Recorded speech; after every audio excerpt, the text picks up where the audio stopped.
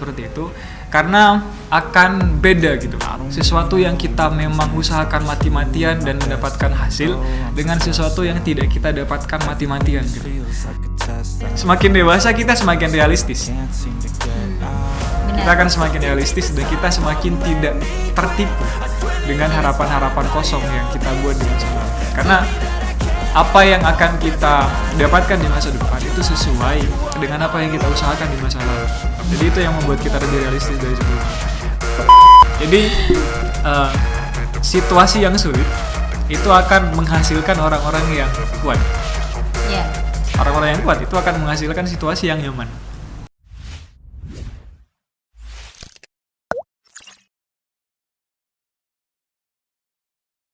Assalamualaikum warahmatullahi wabarakatuh. Tacha, xiao hao. Selamat sore kalian listeners yang ada di rumah, tentunya terutama untuk rekan dan rekanita. Nah, kami dari PC IPNU IPPNU Situbondo, kami sudah bersama narasumber yang cara berpikirnya seperti Bung Karno. Di sini saya akan memperkenalkan diri saya terlebih dahulu. Nama saya Nur Syamati Londari.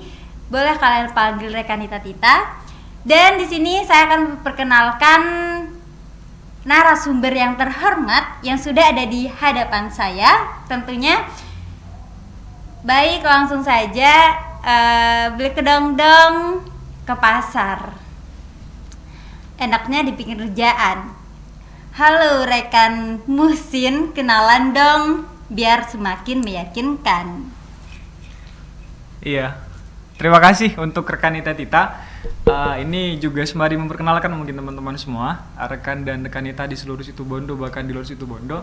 Ini merupakan podcast pertama dan kebetulan tanpa direncanakan saya menjadi narasumber, barangkali seperti itu. Selanjutnya, berhubung tadi rekanita Tita sudah berkenalan sebagai narasumber, tentunya saya juga harus memperkenalkan diri. Teman-teman di rumah masing-masing yang sedang rebahan mungkin sekarang bisa memanggil saya sebagai Ahmad Muhsin, bisa dipanggil rekan Muhsin. Teman-teman biasa memanggil seperti itu. Kalau hal lain apakah juga perlu diperkenalkan rekan Tita? Perlu. Seperti apa? Seperti status dan ya status terutama. Kalau status itu aman. Aman gimana nih? Maksudnya aman di sini tuh amannya bagaimana? Status aman terkendali. Oh, aman terkendali berarti single ya? Single factor. Oh, single berarti tahun depan udah jadi album. Single factor, double factor, dan band factor mungkin. Wah ya asik. Tahun depan udah pokoknya harus jadi album ya kayak. Oke, nah di sini tuh kamu Sin sebagai ketua PC IPNU Situbondo, apakah benar? Kebetulan seperti itu. Nah, karena kamu Sin di sini sebagai ketua PC IPNU yang tentunya sudah banyak pengalaman, bolehkah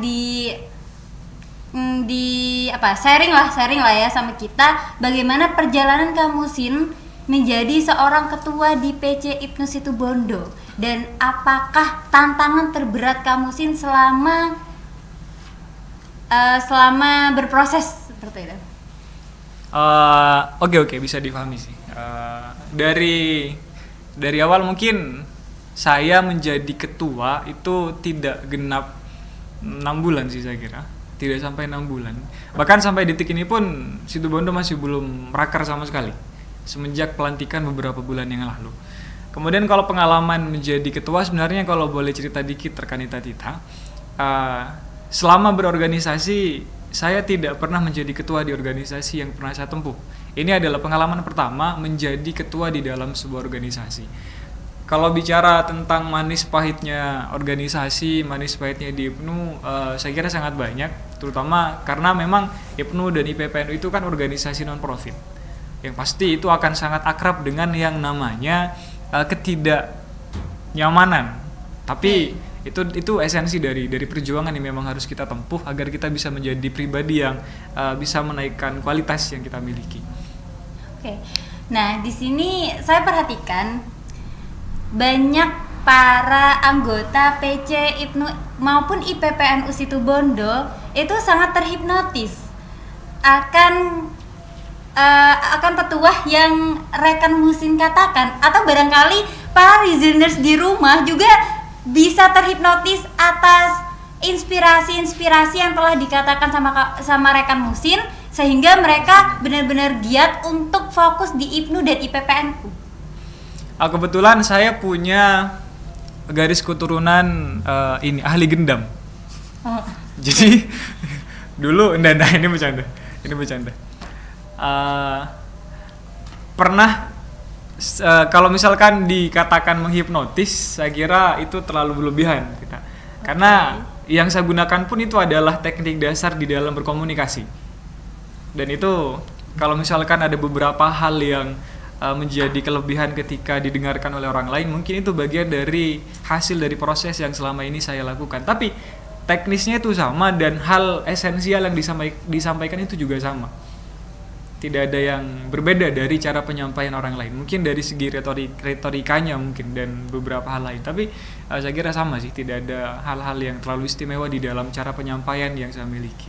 Oke, berarti poinnya adalah communication.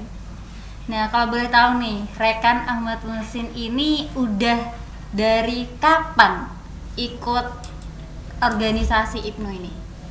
Kalau organisasi IPNU sekarang sudah periode ketiga.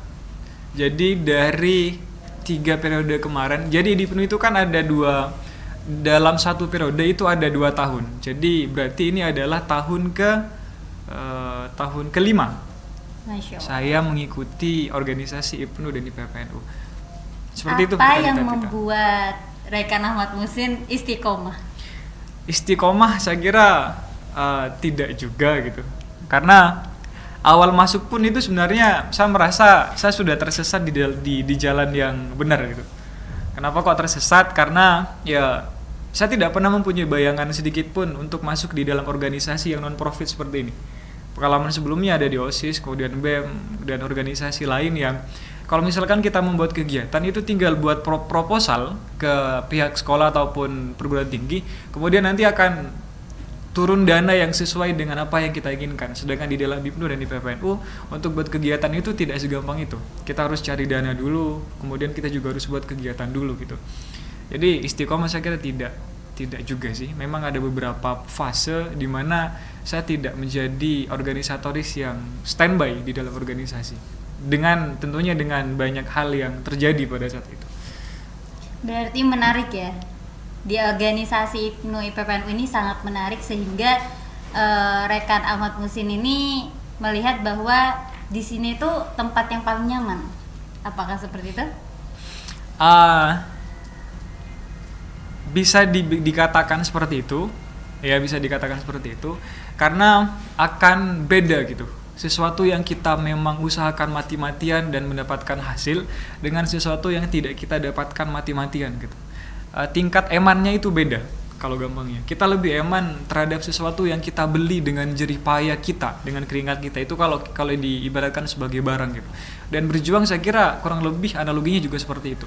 Berjuang di dalam organisasi yang kita berjuang mati-matian di dalamnya, kemudian kita mengerahkan seluruh tenaga, seluruh materi, seluruh hal yang kita miliki terhadap organisasi, kemudian mendapatkan sesuatu yang sesuai dengan harapan. Itu saya kira dapat menjadikan kita sebagai organisatoris yang dapat menghargai proses yang kita lewati. Dan semakin keras kita ditempa, maka akan semakin bagus pula hasil dari tempaan yang sudah kita lakukan di dalam organisasi yang kita tempuh gitu. Terus kemarin nih dengar habis wisuda ya? Habis wisuda Tafid. Udah wisuda SPD dan sekarang menambah gelar Tafid. So how to balance? Bagaimana cara balance waktu antara belajar dan menetapkan Tafidnya dan ya di organisasi? Gimana tuh? Itu juga ada kaitannya dengan pertanyaan tadi yang saya bilang ada satu momen di kepengurusan di beberapa periode yang lalu di mana saya tidak aktif penuh di dalam menjadi pengurus IPNU. Itu saya pernah di beberapa tahun yang lalu 1 tahun itu tidak aktif sama sekali di dalam IPNU karena dituntut untuk menyelesaikan pendidikan di dalam hal itu yang disebutkan tadi. Cuman kalau bicara tentang bagaimana cara menyeimbangkan, saya kira yang harus kita sadari itu menjadi seorang penghafal itu bukan kemudian sesuatu yang kita dapatkan kemudian selesai di titik itu saja. Wisuda itu bukan kemudian menjadi alasan kita berhenti. Menghafalkan itu sebenarnya adalah kontrak hidup yang tidak ada matinya sama sekali, tidak ada kata hentinya sama sekali. Saya juga kadang merasa, bahkan sampai sekarang pun saya kekurangan ini pengakuan ini mungkin ya, pengakuan dosa gitu. Saya juga kadang kesulitan untuk membagi waktu. Yeah. Tapi pada akhirnya saya berharap semoga yang namanya manusia itu kan punya tingkat penyesuaian yang tinggi, dapat menyesuaikan dengan keadaan dan kondisi apapun.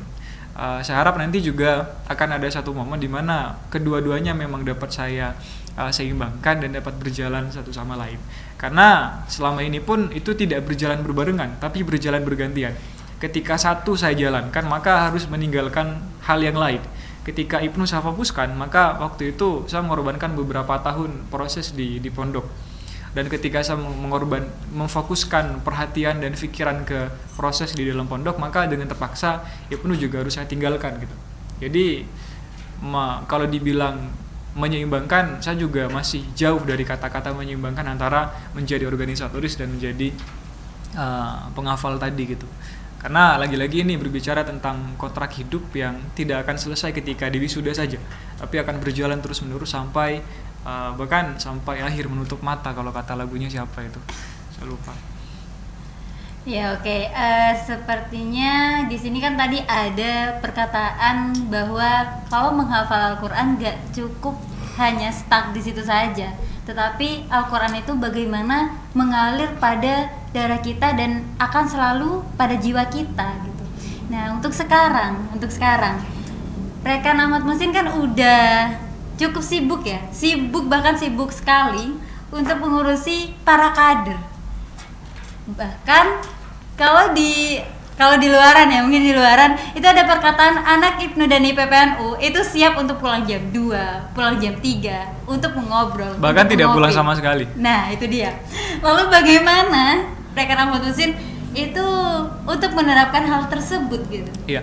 Untuk teman-teman di luar sana, rekan-rekan kita yang baru bergabung di Ibnu ataupun masih dalam usia sekolah, ini juga pernah saya alami ketika masih mengenyam bangku pendidikan dulu. Mengenyam ya, bukan mengunyah. Mengenyam bangku pendidikan dulu. Dulu saya juga pernah berada di posisi ketika mau keluar ikut kegiatan yang memang nyatanya itu positif, dilarang oleh orang tua. Kemudian juga ada satu momen di mana kita tidak diperbolehkan untuk keluar dan aktif di dalam organisasi Ibnu dan IPPNU. Jadi jangan merasa sendiri, teman-teman yang sekarang berada di fase itu adalah fase yang memang akan kita lewati oleh seluruh kader yang ada di Ibnu dan IPPNU ataupun di dalam organisasi lain yang sifatnya sama-sama non-profit. Cuman kadang yang terpenting adalah kita bertahan dan tetap menjadi pejuang ataupun pengabdi yang berada di dalam rel yang sama dengan rel yang kita tempati sedari awal. Karena setiap orang tua itu kalau misalkan ada larangan untuk kita agar tidak mengikuti kegiatan di dalam Ibnu ataupun organisasi lain, bukan semata-mata karena mereka tidak paham kalau berorganisasi adalah hal yang positif, apalagi organisasi yang sifatnya mengabdikan diri di dalam NU. Mereka paham, beliau paham kalau itu adalah hal positif, tapi ada kekhawatiran di dalam diri orang tua yang memang itu harus kita selesaikan dan kita tunaikan sebagai bentuk menunaikan kewajiban kita sebagai anak yang saya kira setiap anak itu punya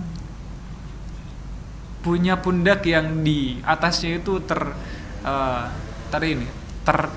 tertuang, atau di pundak kita masing-masing itu ada mimpi dari orang tua kita masing-masing, dan itu harus kita tunaikan. Setiap orang tua itu punya kekhawatiran dan ketakutan tersendiri ketika anaknya tidak mampu untuk bergerak dan berproses sesuai dengan apa yang orang tua inginkan. Tentunya sebagai anak yang baik, anak yang sekalipun saya kadang juga tidak baik gitu kepada orang tua, sebagai anak yang baik tentunya kita harus dapat mewujudkan mimpi-mimpi yang sudah disematkan orang tua kita di pundak kita masing-masing. Pada akhirnya saya jamin akan ada satu momen di mana kita akan beribnu dan ber-IPPNU dengan tenang. Dan di fase ini, di tahapan ini saya juga sudah merasakan hal itu. Ketika pendidikan sudah selesai, S1 sudah selesai beberapa tahun yang lalu, kemudian wisuda juga kemarin sudah selesai. pada akhirnya orang tua menjadi orang tua yang ketika izin itu tidak diperumit sama sekali, karena harapan-harapan mereka, mimpi-mimpi mereka sudah kita tunaikan dengan baik. Ketika itu sudah terjadi, maka tidak akan pernah ada kata-kata pelarangan di dalam berorganisasi dan aktif di dalam IPNU dan IPPNU. Ketika harapan mereka sudah tertunaikan dan kewajiban kita sudah kita laksanakan dengan baik. Ketika kewajiban sudah dilaksanakan dengan baik, maka hak kita untuk berproses lebih jauh di dalam organisasi akan kita dapatkan dan bisa kita jalankan dengan maksimal. Wah, Masya Allah banget ya. Dari tadi selama bikin dari depan, kalau saya mendengarkan paparan dari rekan Ahmad Muhsin, itu sangat menyentuh hati dan ya apa yang diucapkan itu sangat benar dan realita. Pasti para listeners di rumah, rekan dan rekanita di sana juga terhipnotis dengan apa yang diucapkan oleh rekan Muhsin. Terhipnotis. Hati-hati dompetnya hilang kalau terhipnotis. Oke. Nah, untuk bertahan sampai sejauh ini, dulu ada nggak sih rekan Muhsin itu berpikir saya ngapain ya ikut IPNU dan IPPNU? Bahkan sampai sekarang pun saya berpikir gitu, saya ngapain di IPNU IPPNU? Oke, apakah setelah menemukan jawabannya? Tidak ada jawaban logis sebenarnya yang saya dapatkan gitu. Jujur ya rekanita kita gitu. Sampai detik ini pun saya kekurangan alasan logis dan alasan kuat kenapa saya bertahan di dalam IPNU dan di dalam IPNU dan IPPNU gitu. Secara akal mungkin lebih baik kita kerja, lebih baik kita aktif ataupun menghabiskan waktu di dalam hal-hal yang berbau profit gitu, yang menghasilkan. Tapi lagi-lagi kadang berjuang di dalam NU itu setidak logis itu, karena memang kita dididik di dalam organisasi yang tidak didirikan dengan cara sembarangan, tapi memang dengan tirakat-tirakat khusus yang sudah tingkatan langit. Cuman mungkin ada beberapa hal yang membuat saya bertahan, karena alasannya salah satunya mungkin karena kita memang harus menebar lebih banyak kebermanfaatan yang dapat kita jadikan sebagai wasilah amal jariyah yang nanti insya Allah dan harapan besarnya dapat membantu kita ketika kita berada di dimensi lain kehidupan di alam akhirat gitu. Dan yang paling penting, Tuhan itu tidak menciptakan kita untuk hidup, bekerja, mencari uang, kemudian mati begitu saja gitu. Yeah. Harus ada banyak hal yang sifatnya kebermanfaatan yang kita lakukan kepada orang lain, agar selama kita hidup dan ketika kita meninggal, kita bisa abadi di dalam benak dan pikiran orang-orang banyak gitu. Gajah itu mati meninggalkan gading. Kemudian harimau mati meninggalkan belang, dan manusia itu mati meninggalkan bangkai. Kemudian manusia itu mati meninggalkan sumbangsi mereka dan manfaat-manfaat yang mereka berikan kepada orang lain gitu. Itu akan abadi tidak hanya di dalam catatan amal kita, tapi akan abadi di dalam ingatan banyak orang. Semakin sering kita memberikan manfaat kepada orang lain, maka akan semakin banyak pikiran-pikiran yang akan ingat tentang diri kita bahkan setelah bertahun-tahun kita meninggal.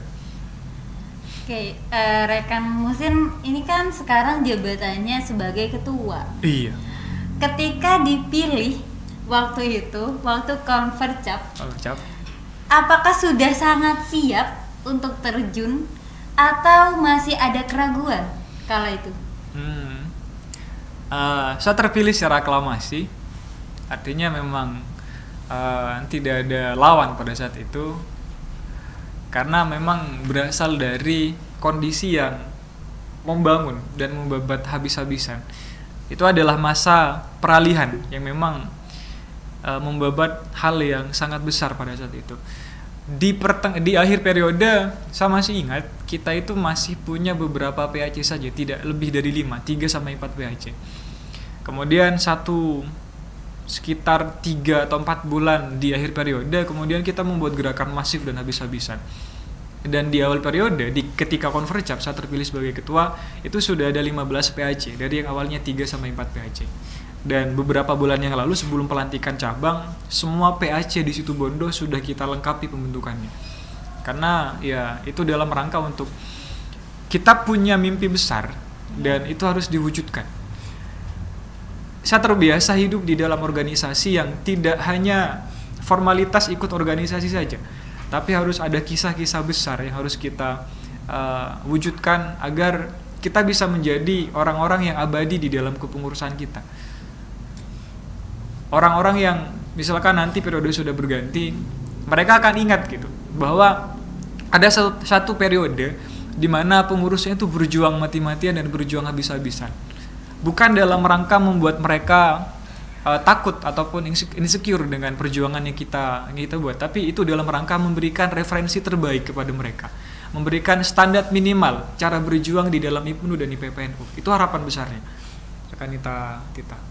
Itu alasan kenapa kami di kepengurusan cabang yang sekarang yang lagi kebakaran dalam kurung on fire gitu.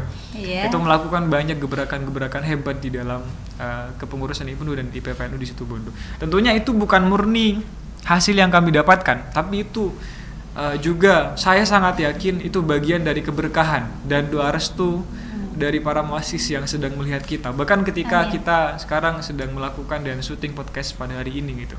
Ini tidak terlepas dari berkah, dari barokah yang mengalir dari para muassis Nahdlatul Ulama sampai detik ini. Lalu apa sih motivasi rekan Musin untuk join di IPNU dan IPPNU? Karena banyak kader di sana atau mungkin yang telah mendengarkan dan menonton acara podcast ini, ada yang mungkin sudah lelah atau bahkan ada yang sudah pasrah sekaligus, and maybe udah oke lah, udah lepas aja. Itu apa yang menjadi motivasi saya harus terus begini dan saya harus membuat loncatan yang lebih tinggi? Itu bagaimana gitu? Iya, kadang juga capek sebenarnya. Kadang juga banyak hal yang dikorbankan untuk mewujudkan mimpi-mimpi besar bersama yang sudah kita canangkan di dalam di Situbondo. Yang namanya lelah itu wajar, rekan-rekan kita semuanya. Bahkan jangan kira pengurus cabangnya sekarang, bahkan saya sekalipun tidak capek gitu, capek. Dan ada satu momen di mana capeknya luar biasa. Dan ketika kita sendirian, pemikiran-pemikiran ingin berhenti, ingin keluar dan ingin aktif di dalam hal lain itu muncul begitu saja. Dan itu tuh menjadi momok yang kadang sangat menghantui pikiran-pikiran kita. Terutama kadang ketika bertemu dengan orang-orang atau bahkan juga pasti ada keluarga yang tidak sepaham dengan apa yang kita lakukan. Itu akan menjadi tantangan tersendiri. Cuman akan menjadi track record buruk dan akan dicap sebagai pecundang saya kira ketika kita tidak menyelesaikan sesuatu yang kita mulai. Sebagai petarung sejati, karena kita berjuang di IPNU itu menjadi bertarung melawan ego sektoral, bertarung melawan rasa malas di dalam diri kita, dan bertarung terhadap proses-proses lain yang harus kita lewati. Sebagai petarung sejati, kita harus mampu untuk menyelesaikan sesuatu yang kita mulai, karena itu bagian dari pertanggungjawaban kita sebagai organisatoris yang baik. Ya, oke. Dapat saya simpulkan ada bukan pepatah ya rekan Musin. Penyambung. Bukan juga. Jadi kalau tidak patah mungkin disambung. Ini sebuah peribahasa bahasa Mandarin. Saya pernah ingat ketika rekan Musin barusan menyatakan seperti itu, saya langsung oh iya, saya ingat satu peribahasa. Gimana? Dalam bahasa Mandarin. Saya ingat gak ya? Yeah. Sebenarnya ingat. Pokoknya gini. Qian paling ho puhu. Jadi singa yang ada di depan dan harimau yang ada di belakang.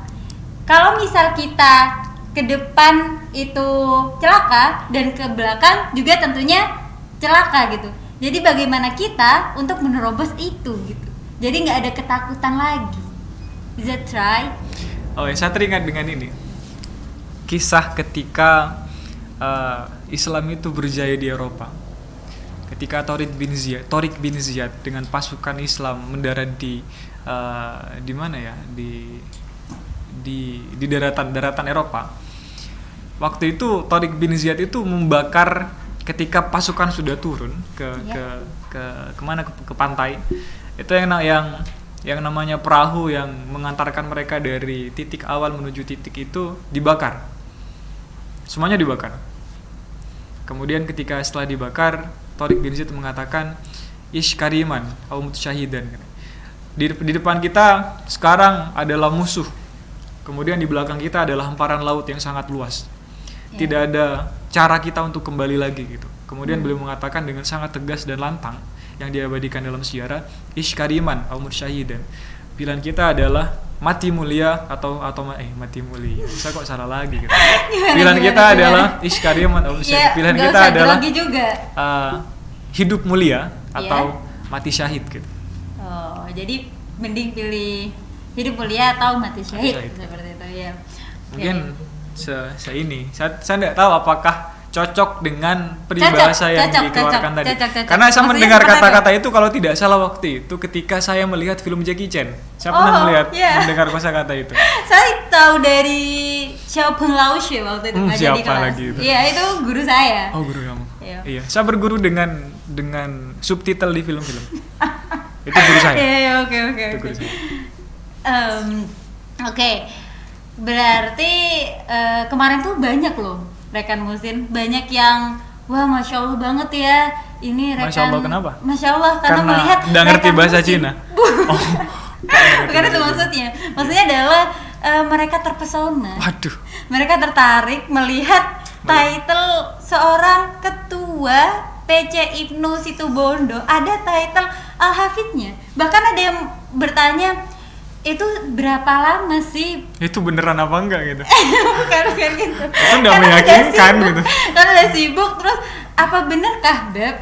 Seperti teman saya sendiri nih, ada yang bertanya, Beb itu bener kah Beb? Pengen tahu dong Beb, padahal beliau kan sibuk banget ya selama ini. Terus beliau tuh ngafalinya udah sejauh mana dan dari kapan untuk menghafalnya? Kemudian bagaimana dia menerapkan gitu. Karena saya pribadi kalau berbicara tentang menghafal Al-Quran itu tidak semudah yang kita bayangkan. Atau bahkan memang ada yang mudah untuk menghafalkan di awal doang, tetapi setelah di pertengahan juz itu kayak yang udah aku down, aku nggak bisa. So itu, how?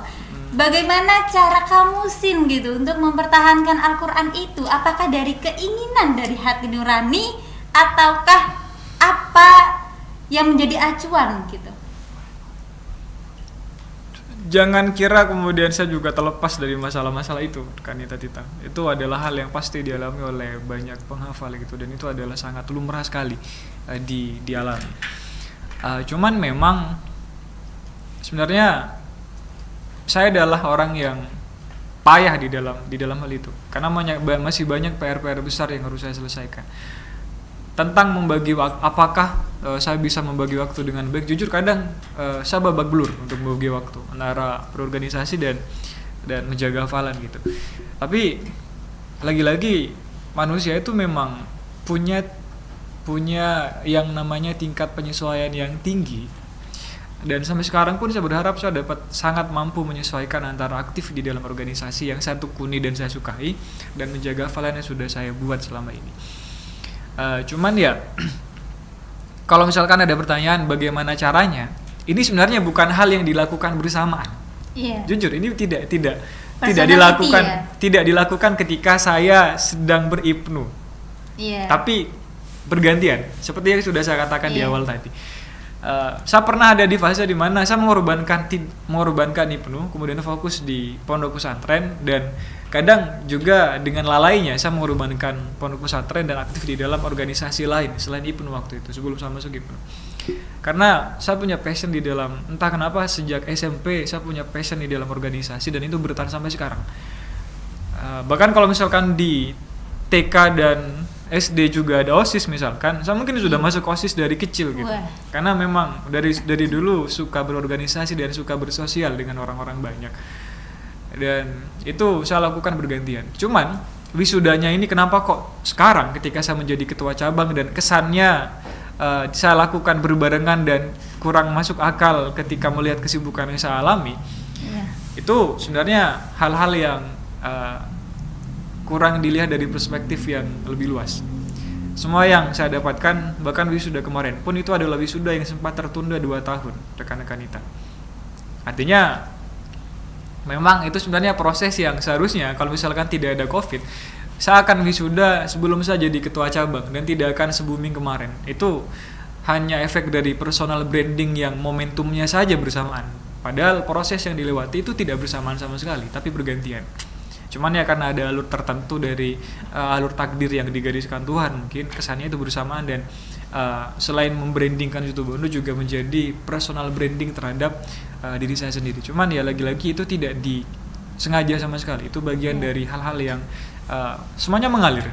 Tidak ada yang di skenariokan oleh manusia gitu. Murni dari ya COVID itu kan tiba-tiba ada gitu, tiba-tiba banyak wisuda yang ditunda, banyak pernikahan yang juga ditunda gitu. Iya. Termasuk rekan mesin kah? Iya, tolong jangan bahas itu. Oh, iya. Saya pelajar. Oh, iya. Ikatan Pelajar Nahdlatul Ulama. Ketika pakai seragam. Ketika tidak memakai seragam. Ketika tidak pakai seragam nanti mungkin bisa nanya lagi gitu. Oh. Kalau ada orang yang nanya kapan saya nikah, saya jawabnya besok. Kenapa gitu? Besok tanya lagi. Oh, besok tanya lagi. Ya. Oh, Kalau iya. besok nanya lagi belum bisa jawab ya saya jawab besok lagi gitu. Ya, berkelanjutan. Intinya besok gitu. Jadi rekan sama Busin, what's your dream? Apa sih mimpi seorang ketua PC IPNU ini? Kalau dulu pas masih SD cita-cita itu jadi tentara. Dan itu cita-cita yang saya kira pasti akan dimiliki oleh banyak orang gitu. Bahkan yang lihat sekarang pun itu pasti akan ada satu atau dua orang yang punya cita-cita kalau tidak jadi tentara ya jadi dokter, polisi, guru gitu. Iya. Karena kita terpukau dengan profesi-profesi itu ketika kita masih kecil gitu. Itu ketika SD. Ketika SMP sudah berbeda lagi. Sudah sadar dengan kondisi fisik yang tidak atletis sama sekali. Kurang atletis. Kemudian ketika kuliah itu beda lagi. Bahkan ketika lulus kuliah itu sangat beda lagi. Semakin dewasa kita semakin realistis. Benar. Kita akan semakin realistis dan kita semakin tidak tertipu dengan harapan-harapan kosong yang kita buat di masa lalu. Karena apa yang akan kita dapatkan di masa depan itu sesuai dengan apa yang kita usahakan di masa lalu. Jadi itu yang membuat kita lebih realistis dari sebelumnya. Kalau dulu mungkin rumit cita-citanya, tapi kalau sekarang saya lebih ingin menjadi pribadi yang bermanfaat. Kamu jangan nyontek, jangan ngasih spoiler. Menjadi sebaik-baik manusia yang di dalam beberapa kutipan dikatakan bahwa khairun nas itu adalah anfa'uhum linnas. Sebaik-baik manusia itu adalah mereka yang bermanfaat kepada orang lain sebagai bentuk dari amal jariah. Karena semakin kesini jangan bilang berumur lah, semakin dewasa gitu kita semakin sadar bahwa kita tidak hidup sendirian. Dan kita tidak hidup hanya untuk membesarkan nama sendiri, tapi hidup bersama dengan orang lain, bersama dengan lingkungan sosial yang kita juga harus mampu memberikan kebermanfaatan lebih banyak kepada orang lain agar itu dapat menjadi wasilah. Lagi-lagi makin tua itu makin ini biasanya makin religius gitu. Udah ngomong amal jariah, udah ngomong akhirat, udah ngomong banyak gitu. Kita sudah tidak berbicara hal-hal yang sifatnya atribut-atribut organisasi dan atribut argumentasi lagi, tapi lebih realistis dan lebih membuat sasaran yang lebih nyata daripada sebelumnya. Kalau boleh tahu juga, sebenarnya impian rekan Musin untuk PC IPNU dan IPPNU itu apa? Impiannya itu kita punya PAC yang lengkap, satu. Dan itu alhamdulillah sudah terwujud, sudah terbentuk semuanya. Kita punya ranting yang lengkap, masih berjalan. Kita punya, intinya selama 2 tahun kepengurusan saya pengen kita menghantam habis-habisan, kita berjuang habis-habisan. Kita berikan standar terbaik kepada generasi-generasi selanjutnya. Karena untuk menjaga kualitas organisasi itu dengan cara seperti itu. Harus ada standar-standar yang dibuat agar ketika KKM apa namanya kalau KKM? Nilai minimal kelulusan ya. Apa singkatannya KKM sih? KKM apa? KKM. Intinya minimal gitu, M-nya minimal. Nilai minimal di dalam mata pelajaran itu ketika misalkan nilainya 75, standarnya 75, maka siswa itu akan terpacu untuk memiliki dan mencapai nilai di atas 75. Karena kalau tidak 75, mereka tidak akan lulus dan tidak naik kelas gitu. Artinya semakin tinggi standar yang ada, maka akan semakin besar juga nilai yang akan didapatkan oleh murid-murid. Sama seperti berorganisasi. Analoginya persis seperti itu. Semakin bagus standar kualitas berorganisasi yang kita buat, maka periode selanjutnya harapan besarnya akan semakin mampu untuk memberikan performa terbaik.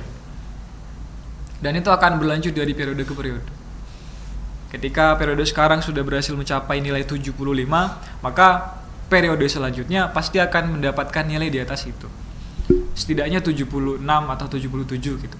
Sekalipun lebih baik, lebih tinggi 1 atau 2 poin, setidaknya itu lebih baik daripada yang dilakukan oleh para pendahulu. Itu harapan besarnya.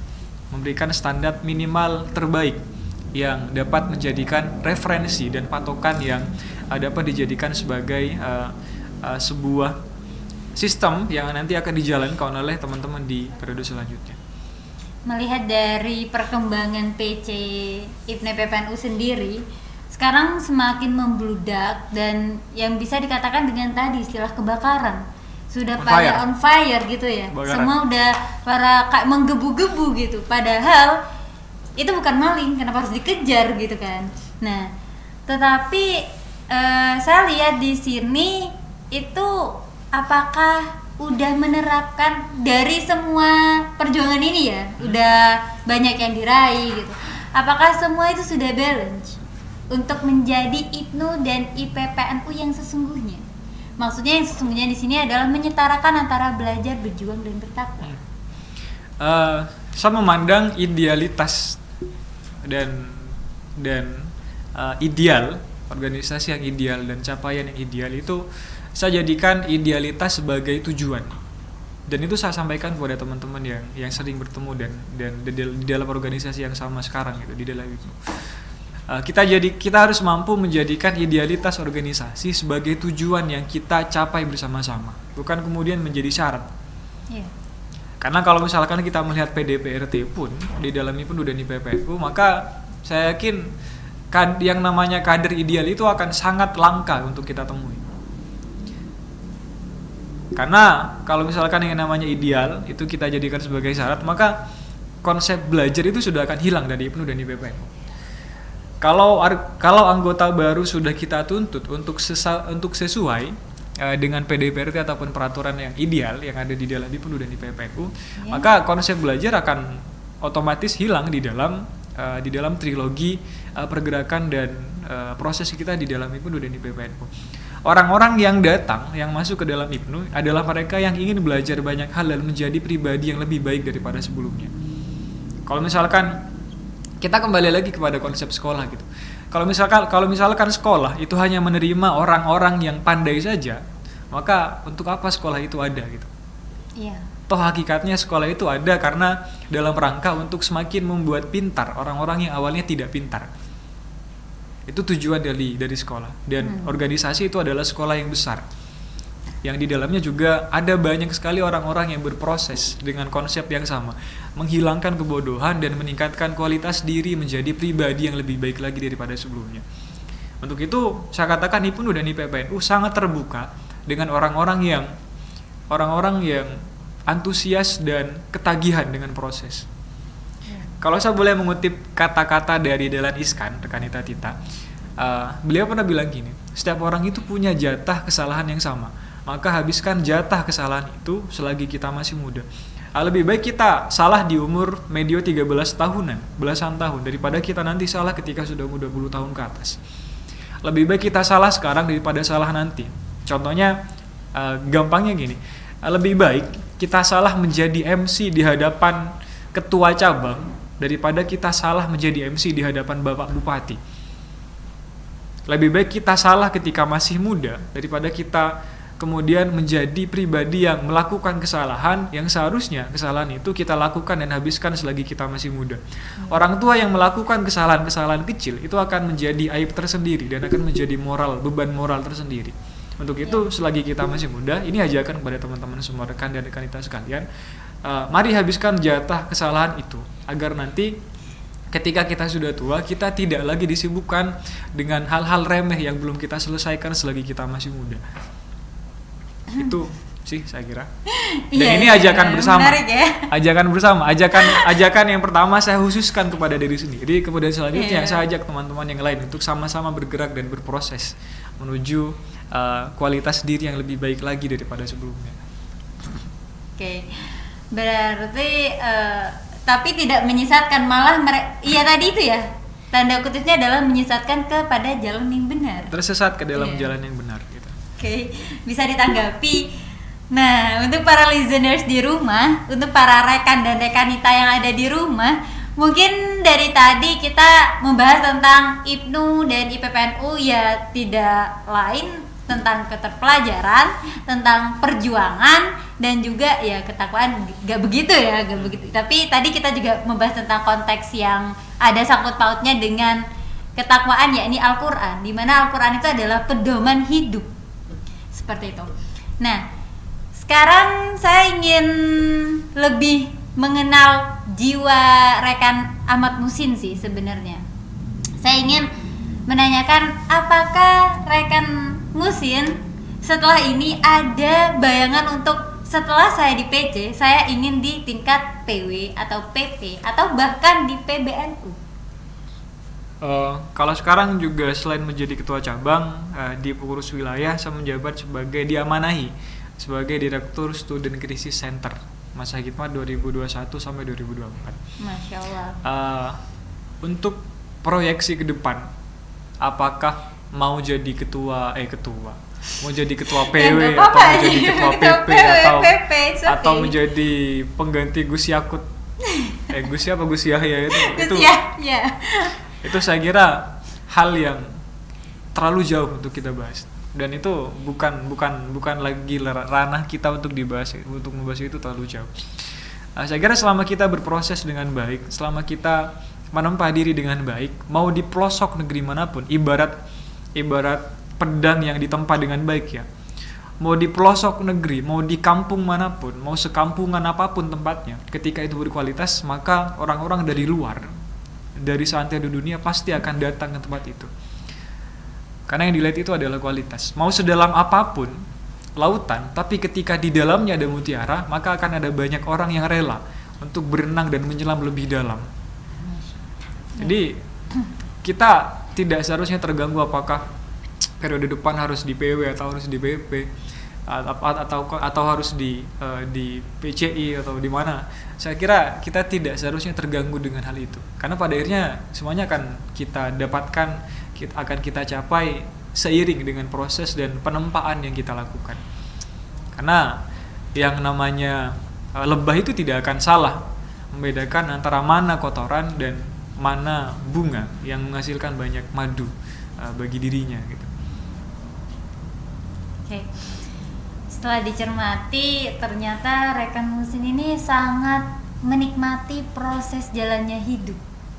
Apapun yang ada untuk esok, cobaan untuk besok, atau bahkan sekarang yang sudah dipikirkan untuk esok hari, beliau ini sangat menikmati gitu, sangat menjiwai, sehingga nggak ada kata stres mungkin. Ada, jangan salah. Iya. Kamu jangan membuat orang-orang berpikir saya tidak pernah stres menjadi ketua cabang gitu. Dari penampilan, bukan hanya penampilan sih, tapi jika berhubungan dengan teman-teman itu kayak nggak ada rasa stres, nggak ada rasa karena panik, nggak ada rasa takut, ya iya. Enjoy aja, ngalir aja seperti itu. Karena sama saja rekan kita gitu.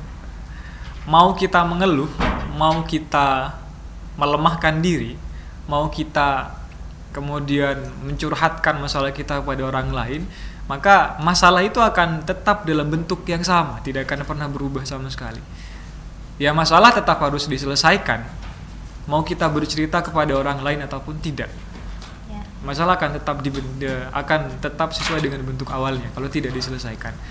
Saya berpikir daripada kita sibuk untuk menghabiskan tenaga ke dalam hal-hal yang kurang esensial seperti mengeluh ataupun menghujat nasib dan takdir, lebih baik kita fokus untuk menyelesaikan dan fokus kepada solusi. Kadang kita menjadi organisatoris yang ketika ada masalah kita fokus dengan masalah, tapi tidak fokus dengan solusi. Rapat evaluasi lebih mirip seperti forum persidangan daripada rapat evaluasi. Kita sibuk menghujat satu sama lain, kita sibuk mencari dalang dan akar permasalahan daripada sibuk untuk mencari solusi dari masalah yang sedang kita hadapi. Memang perlu mencari akar masalahnya, tapi tidak untuk kemudian dijadikan sebagai alat untuk menjatuhkan mental orang lain.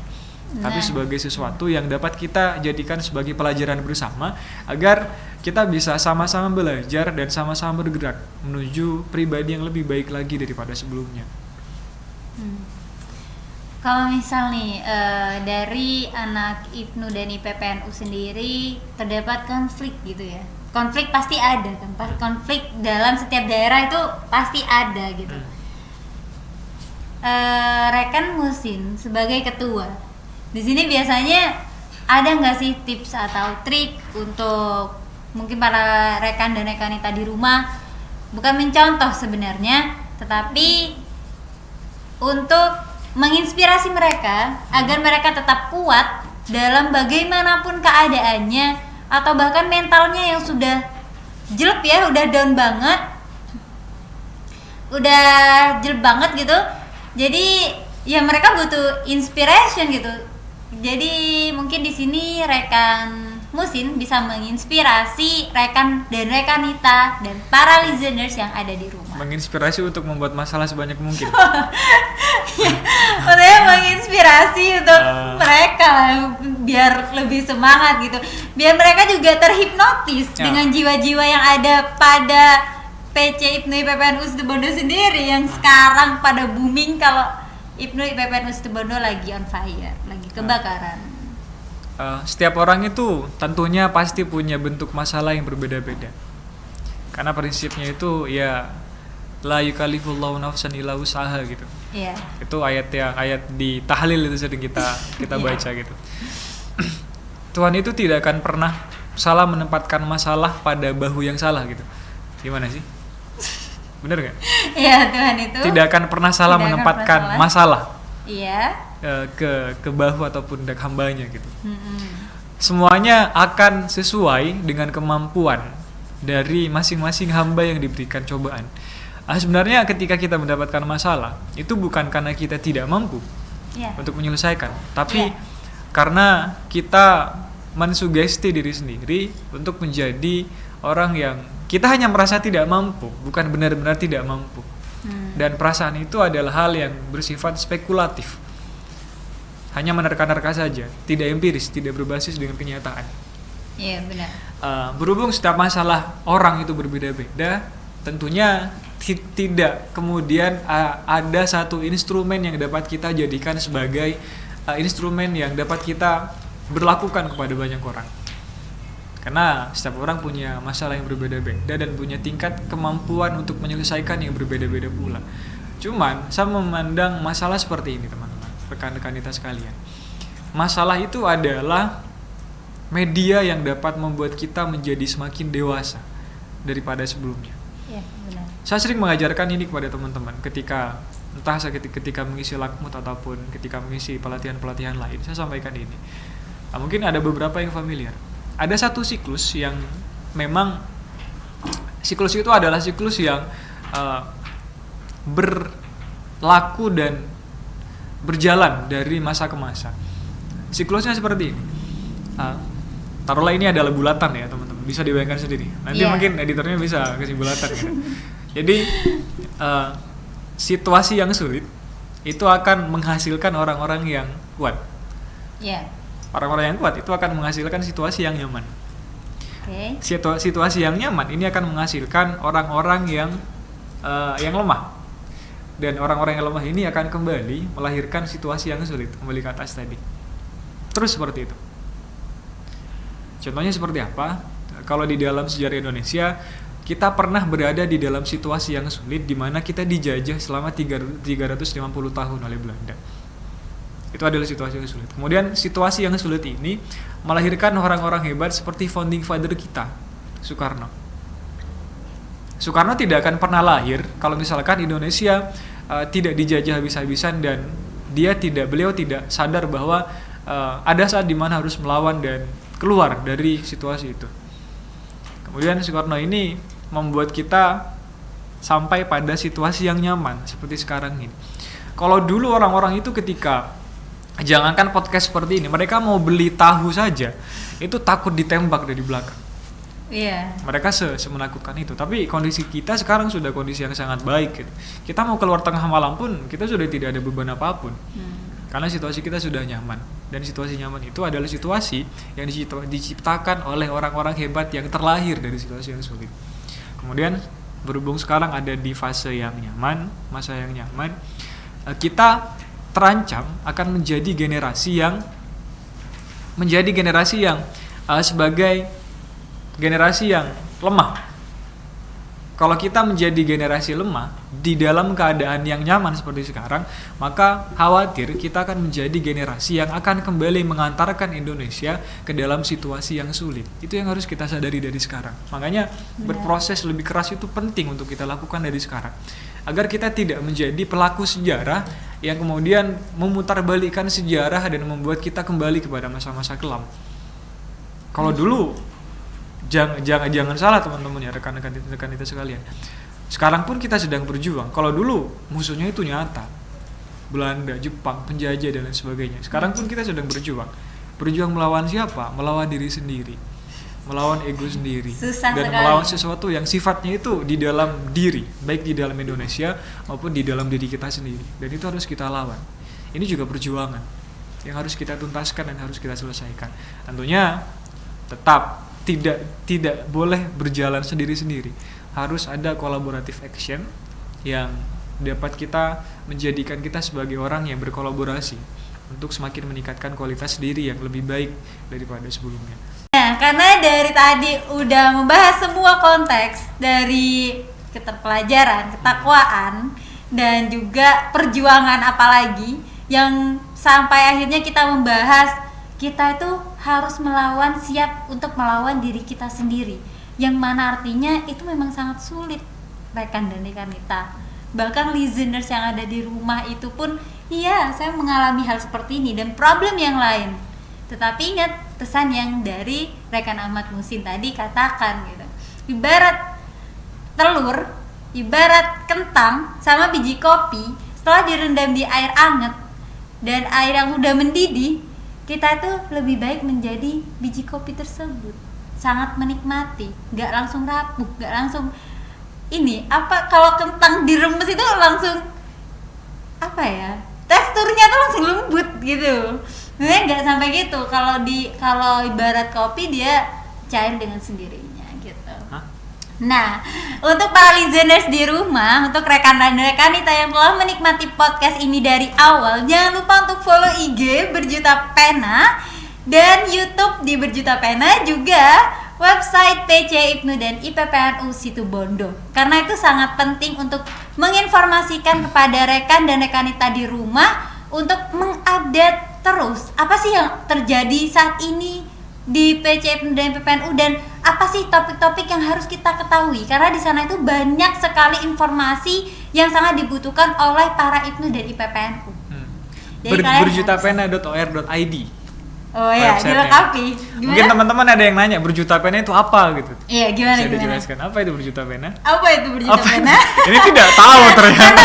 Apa itu Berjuta Pena? Kalau dalam konteks Berjuta Pena itu apa? Untuk lebih lengkapnya, makanya kalian tuh harus berkunjung kepada channelnya. Kalian harus melihat websitenya supaya kalian lebih mengerti apa itu Berjuta Pena. Seperti itu. Berjuta Pena itu akronim. Ada kepanjangannya. Apa itu kepanjangannya? Nah, masa Waka 1 PC IPPNU Situbondo enggak paham sama medianya sendiri gitu. Ya enggak. Maksudnya ya udah untuk meng-guide ya. Untuk meng-guide. Intinya silakan kunjungi. Kalau mau tahu akronimnya itu apa, kepanjangannya apa, silakan kunjungi. Ini bukan enggak tahu, tapi biar teman-teman penasaran. Nah, itu dia kuncinya. Kamu nanti jadi harus berterima kasih ke saya. Mengunjungi ya, harus dikunjungi, pokoknya harus di subscribe, harus di follow IG-nya dan harus dikunjungi websitenya. Di like juga jangan lupa. Oh iya, di like juga jangan lupa. Yang kayak gini bukan yang kayak gini. Oh iya. Jadi yang kayak gini jangan yang kayak gini. Nanti websitenya akan ada di nanti akan dikasih di kolom komen. Atau ada di atas. Atau nanti mungkin ditaruh di sini, atau iya. di mana gitu terserah. So enjoy your life. Dan mungkin cukup ya, cukup sampai sekarang, maksudnya bukan cukup untuk selamanya, karena ini Tijitsu, ini baru pertama kali. Jadi kalian harus menikmati lebih dalam supaya kalian lebih mencintai dan memahami karakteristik PC IPNU dan IPPNU Situbondo. Semoga saja kami di sini semua anggota PC IPNU IPPNU bisa menginspirasi kalian untuk lebih maju, untuk lebih bersaing sama PC kami sendiri gitu. Yang akhirnya alhamdulillah sampai mengadakan podcast dan lain-lain. Dan walaupun sudah banyak mungkin dari PC atau yang udah di daerah PCI atau di internasional atau tingkat wilayah yang sudah lebih upgrade dari kita, tapi ambil yang hal-hal positifnya saja. So, Puya Wangci, jangan sampai lupa untuk join Nimen Tacha Nimen Sing. Saya mohon, kami harap kalian untuk follow IG dan like di YouTube. Oh ya, websitenya jangan lupa, Pewangci. Caca Niman, mungkin hanya itu dari kami, dari narasumber, dan dari saya selaku pelengkap saja.